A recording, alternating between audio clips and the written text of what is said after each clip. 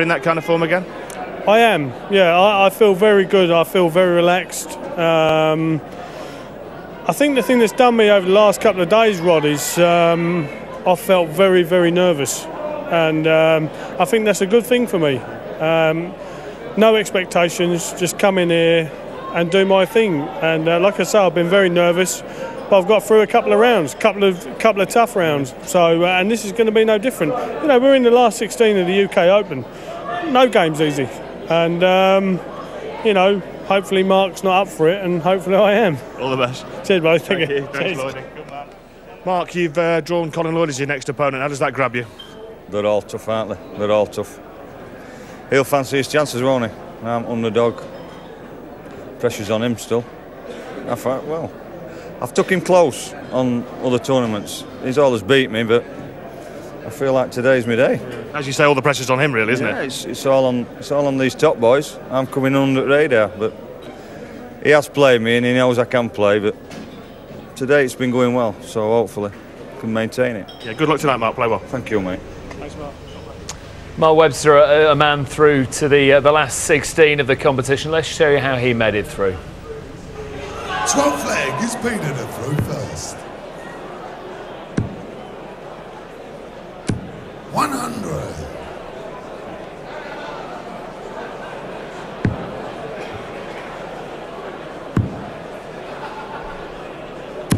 140. Yes, Manley, 3 out of 21, 14% on the doubles, and you don't get a nickname of one dart with a percentage like that. Obviously far from his best on that particular score. Gets a maximum, but is it really just the final flourish for him? 60. We'll be celebrating in the Golden Lion in Denby soon, I'm sure, unless we see from this man a remarkable comeback. And a lovely message going through there from Wayne Jones's family. We saw earlier on there, Wayne, of course, a house husband, and he's not doing too badly, girls. He's squared it up with Colin Osborne back on board too. 57. Yes, back to Ronnie Baxter, by the way. When you think he's been in 2 BDO finals, he's been a World Match Play final, he's been in a Desert Classic final. Ronnie Baxter, you know, probably the best player never to win a major on the box, when you think. Maybe his time is not far away. 81. Now 71 for Manley. He knows his opponent's on a bogey. Double 10 again. If he'd hit that with more regularity, his head's shaking because he knows he's had that many attempts at double 10 during this match, and that's one of the very few times he's hit it. And Webster knows now he has just got to record a solid, stolid leg of darts, and he will be into 16 and a short of 4,000. Manley, though, we know, can react like a wounded animal.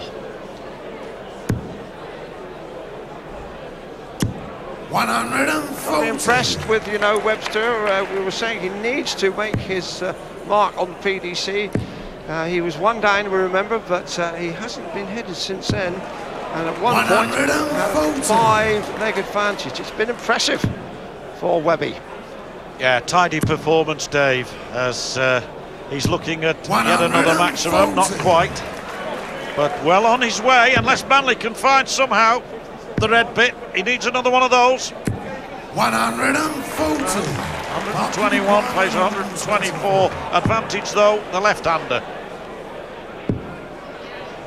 Should stay, no, he came for the ball. 63. And now Manley, with all the pressure in the world on him, 121. Got to come. Treble 17's the shot. Pulls the shot to save the day. 72. And that was miles away. Mark 61.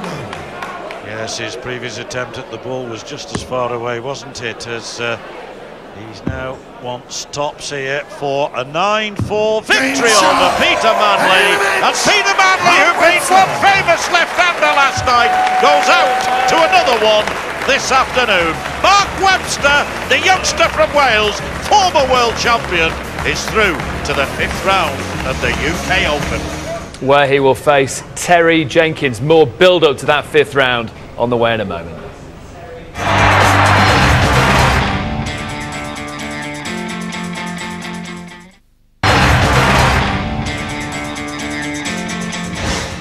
This is the order of play tonight, 7 o'clock. Ronnie Baxter opening up the show against Mark Walsh, Kevin Painter, Dennis Priestley, Colin Osborne, Raymond van Barneveld, Phil Taylor, Andy Smith, and on board too, Mark Lawrence, little known player, up against Colin Lloyd, twice a major winner, Alex Roy, Jamie Caban, Mark Webster, Terry Higgins, and Wes Newton against Alan Tabben.